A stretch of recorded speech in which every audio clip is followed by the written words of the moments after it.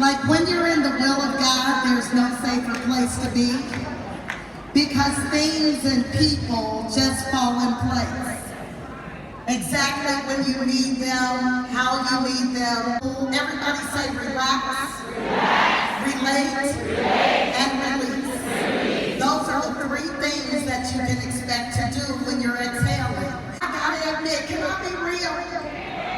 When I first saw her, I said, she thinks she's something.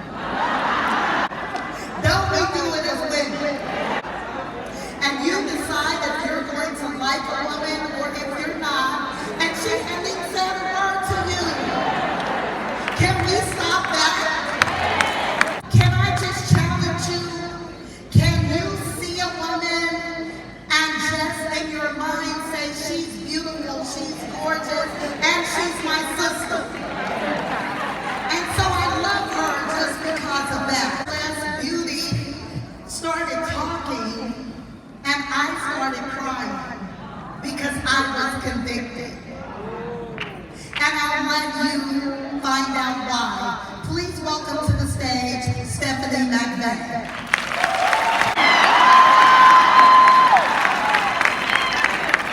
Good morning, queens. Good morning.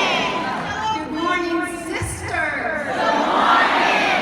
Oh my goodness, I am so excited, overwhelmed, emotional to be here this weekend. So I need to ask one favor. Can I stand up here for the first time and tell my story and take off my mask? You see, the world is full of judging, right? We all judge. And Charlotte just said it best. So I'm just going to ask her, I'm going to share two women profiles, okay? Woman A and woman B.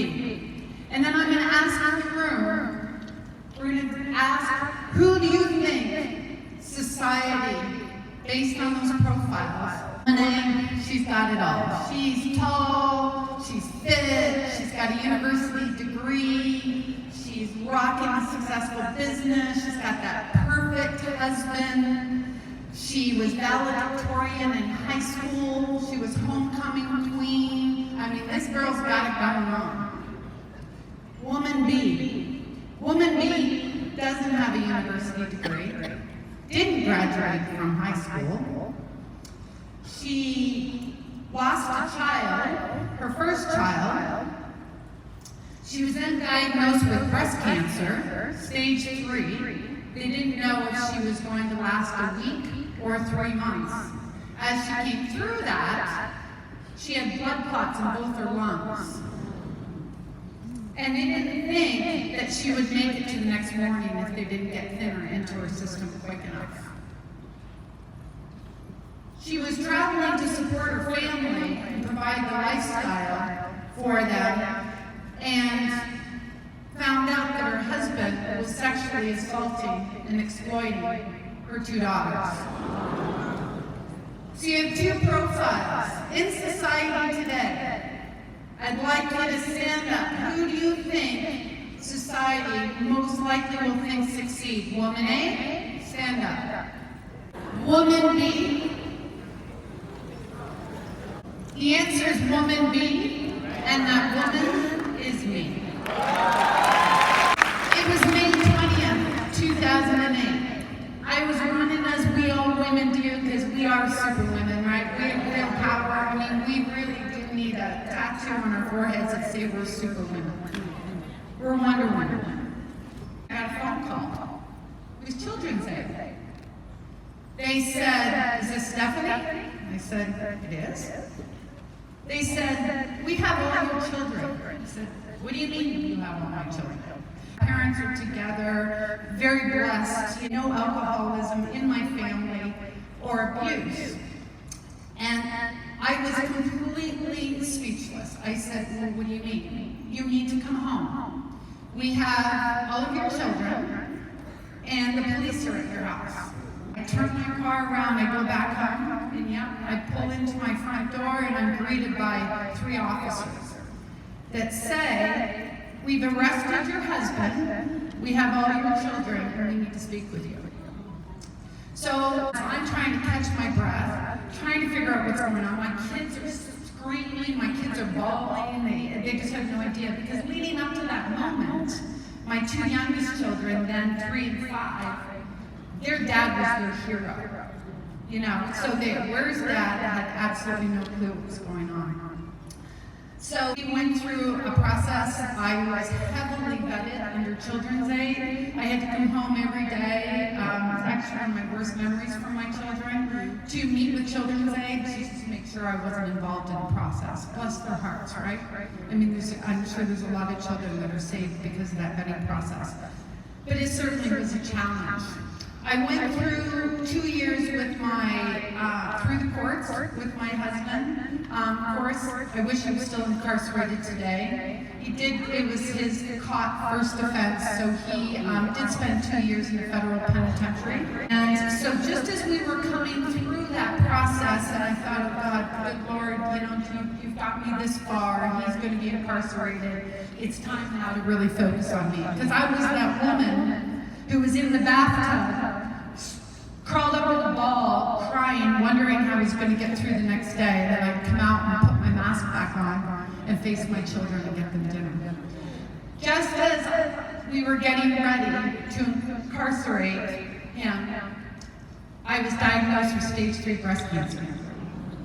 I had 4 children. They lost their dad, who they thought was their hero, other than my 2 oldest daughters, who obviously were in that web of can't tell mom because you don't want to break up our family. And so I went through the journey of breast cancer, the blessing of breast cancer, for 2 years. You know, I wore wigs. I had one that was called Victoria. I had one that was called Chynna. And I just, you know, I'd come out in the morning and my kids would say, "Who are you today, Mom?" "Oh, you're Victoria today." So, you know, you have to take, ladies, sisters, you have to take every situation and turn it into a blessing. We can't control our journey, and everybody has a story. As I'm going through my breast cancer journey for 2 years of treatment and chemo and radiation and being so sick, I had blood clots in both my lungs. I swelled up, my legs swelled up. I tried to ride a bike up a hill and I couldn't make it. So I got rushed into hospital, and honestly, I heard them say to my husband, "If this bursts, it's worse than any breast cancer she ever had." Fortunately, I had an amazing doctor. They got me on blood thinners right away, and I was able to overcome that hurdle as well. You know, sisters, I live my life every day a blessing. I say to people, I was blessed to have breast cancer. They say, blessed? Who can say they're blessed to have breast cancer? You know, I was blessed because every one of us gets so bogged down in the stresses every life, right, that we face every single day. And I have the blessing to appreciate every single day. Make a promise to yourself that you will go to sleep every night and say to yourself, did I live my life exactly the way I would want it to be if it was my very last day? We don't choose our journey. My journey isn't perfect, but my journey is real, and it's me. Thank you for the opportunity today. Don't you just love sisterhood? Yes. You just take a hug break. I'd like for you to find somebody you don't know and give them a hug.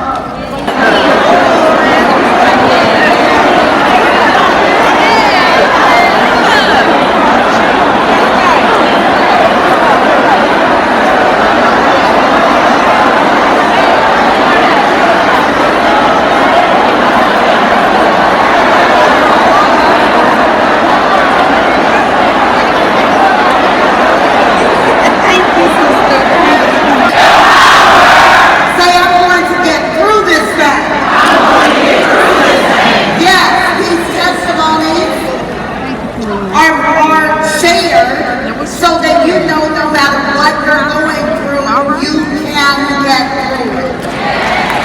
It's going to be okay. All right? The next young lady that I'd like to bring to the stage is from New York City. Please welcome to the stage Cheryl Hadley. I was molested by a family member, a close family friend. And how do you process that at age 11? So that changed me, how I felt, how I processed things, and suppression became the way I dealt with a lot of emotion. Fast forward to my high school years, I met, I won't call him a man, a boy, who was everything that I wasn't, and I became who he was. I started drinking, drugging, rebelling, and then he started to abuse me. I met this guy when I was in grade 12, and I didn't finish school. I dropped out, moved in with him, got pregnant, and we got married, which should never happen. But after I had the child, abuse escalated, where he broke my nose, kicked me, shoved me.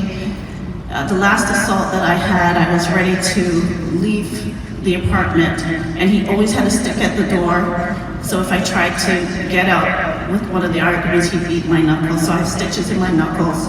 I have broken bottles and knife wounds, scars that I used to hide because I was embarrassed. I used to have every hairstyle look like a babe, so you couldn't see, but as you can see, I've revealed it now. And it's part of my journey. So that time when I almost opened the door, my baby was on the couch, and he grabbed our daughter and held her over the balcony and said, if you decide to leave, I'm dropping her over the balcony. So I had two choices. I could stay and get beaten, or I could, sacrifice my daughter. And my daughter was everything to me. So I came in, and that was the worst beating I ever had. I was hospitalized for 2 weeks. The police came after the neighbors heard all the noise and arrested him. He was found hiding in the garbage chute, which is symbolic, I think. He got 2 years in jail, but during this time, I'm a single mom, dropped out of school. My parents, I was raised in a great Christian home. My parents expected so much better for me, and I did everything the opposite of how I was raised. But the thing is, once you know about God, and once that foundation is set, you can't unknow that. So even in my drinking and drugging, I was still uncomfortable because I knew it wasn't right. So my morals didn't line up with the Christian values. I sang, I moved from using marijuana to hash oil into cocaine and opium. I used to leave my daughter at home sleeping to go out and strip or to go to parties. My parents, and I'm grateful, took my daughter and raised her. She's a beautiful, independent young lady. Was at my lowest low. I tried to commit suicide unsuccessfully. I'm just like, why God? But today I can say, why not me? My journey that I went through was not for me. It was for somebody else. And every time I speak it, shame loses its power. And it started off with the emotional abuse first, then I'm sorry, you make up. The abuse moves into physical, pushing, shoving, then choking. The last assault, I remember. It's okay. I'm exhaling, and I love you. Let's take a deep breath for our sisters and release. Whew, that was heavy.